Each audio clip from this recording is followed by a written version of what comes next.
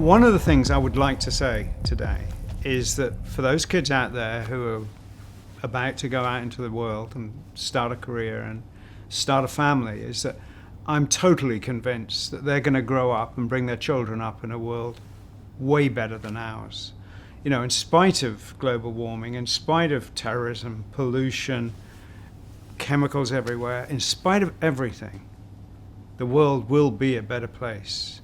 The challenge, I mean, that's down to science and, you know, abundant water for everybody, abundant food, systems that sequester carbon, all that stuff exists now.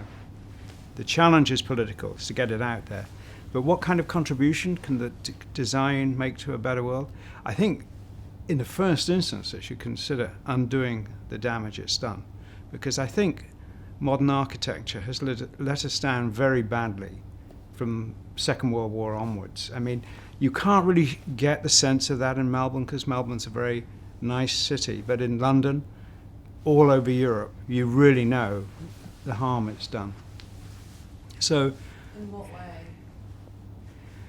I think the brutal, oppressive blandness of a lot of modern architecture is really damaging. I think it really is very depressing and injurious, really. I just think it's a good thing. And the self-righteous confidence with which it's done is kind of outrageous, really. It's not based on anything but fantasy.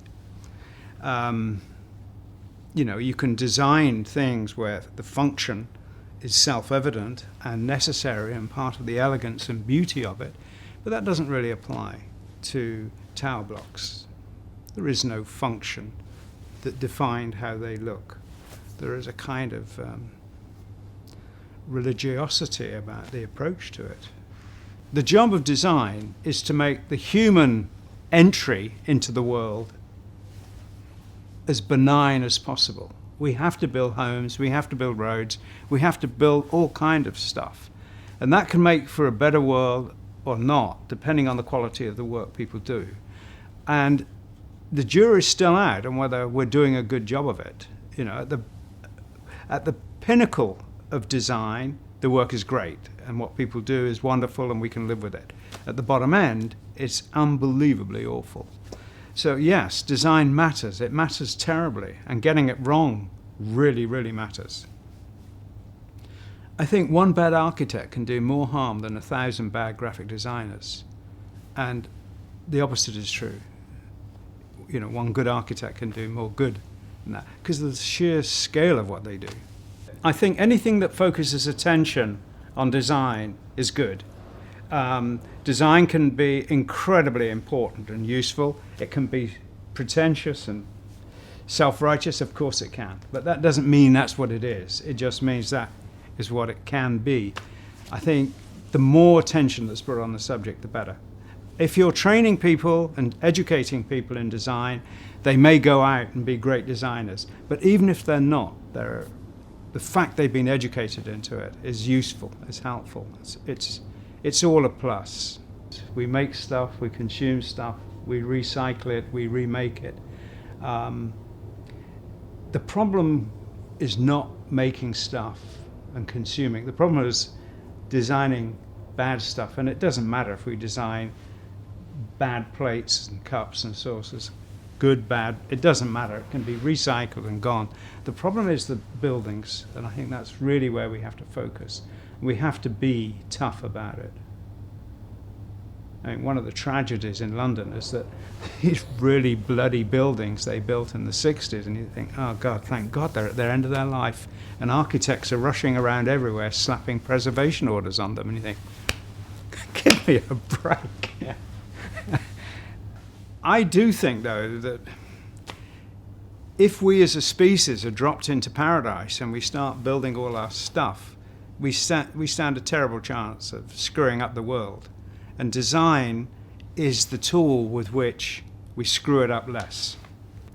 It offers a chance of human beings not being in conflict with nature and the world, but actually blending in and working alongside and accommodating the best of what's there. You know, in Chinese feng shui, the idea that humans are the guardians and gardeners of the world is a great idea. And I think we should be, all of us collectively, concerned with making the world a better place, with blending in with the world, with working with the world. And I think that's the responsibility of design, to make the world a better place. We don't need to assert with sort of brutal geometry that humans are here. I mean, the Greeks did it more elegantly, but their motivation was in this wilderness to say, you know, a human being made this. Well, now that wilderness is something we have to preserve. And making those sort of assertive statements with lumps of concrete is just not viable.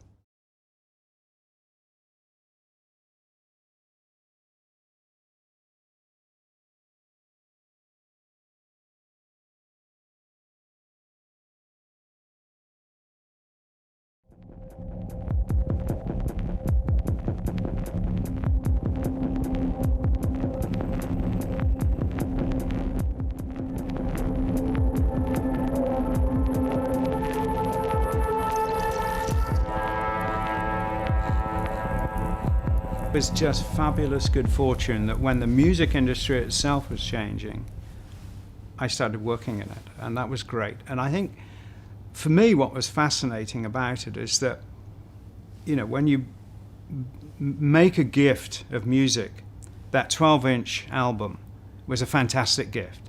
A download isn't really a gift, and a ticket to a concert may be a wonderful gift, but it's ephemeral. You know, a lasting gift of music is the vinyl.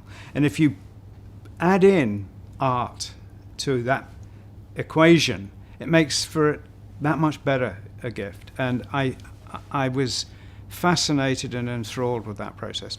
Both music and art are gift cultures.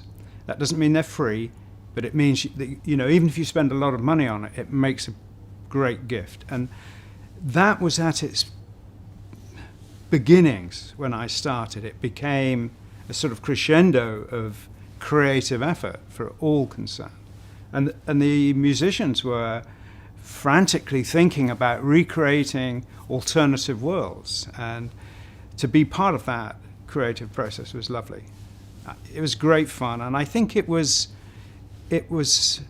inspirational to a lot of people, you know, the music and the art, and wow, this is great. So yeah, I think it turned people on to possibilities that they might not otherwise have had. And you know, I went to art school, I don't know, 15 years after the end of the Second World War. It was a pretty bleak place, pretty grey. Everything was. Yeah, and you know, by the time I finished, it was like really colourful and changing. Again, mentioning that dreadful word, the Bauhaus, there is a complete antipathy to decorative work from the Bauhaus. You know, everything's stripped down to basics. And when I was a student, I actually met and went to a lecture by Gombrich, and he was being incredibly snooty about decorative surfaces and said, you know, there's no merit in them anywhere. It's all secondary art. And I thought, you couldn't say that to a tiger, you know, or a leopard, or even an army tank. You know, markings on the surface have a role. Look at a parrot. That's not camouflage, but it's part of the essence of the parrot. And I wasn't satisfied with that at all. So I'm very much interested in color, markings, patterns, shape and form. And if there is no reason why I have to do it this way, I will go for something that has a natural look and feel. Absolutely, yeah. But if you look at what I do, when I do album covers, a lot of my architecture has ended up in album covers. And for me, it's a great way to show it off. It's a great way to say to someone, you know, have a look. It made a difference to me too, because I've sat in front of clients and they've asked me 3 questions. Will the public like it? Won't they think this is a bit weird? That's 1. Is it possible to build? 2. And if we can build it, won't it cost the earth? And over the years, I've been able to show, look, 10 million people bought this. And I've got an engineering firm I've worked with, I've worked with Mott MacDonalds, who did the Sydney Harbour Bridge. And they've said, yeah, we can build this for this amount of money. So I can say, it can be built economically, and the public reaction is very positive. Other projects that have appeared on album covers, I did a design for a hotel for Darling Harbour. It never got built, unfortunately, but that ended up as an album cover for Yes. A design I did for a spa, which I'm hoping will be built, was a cover for Steve Howe's first solo album. So I have merged and purged. When I work on architectural projects, I have a friend who has an architectural firm, and he keeps them employed all the time because I chop and change. At any given time, we're doing one or more architectural projects, but I'm also working on things like musicals, stage shows, films. We're working on a film about the future based on the book The Optimist's The Optimist's Tour of the Future. So I can't really afford to have people who are focused on one area if I'm not. I suppose the single most common question I get asked, and I'm sure it's true of everyone on the list of speakers, is where do you get your ideas from?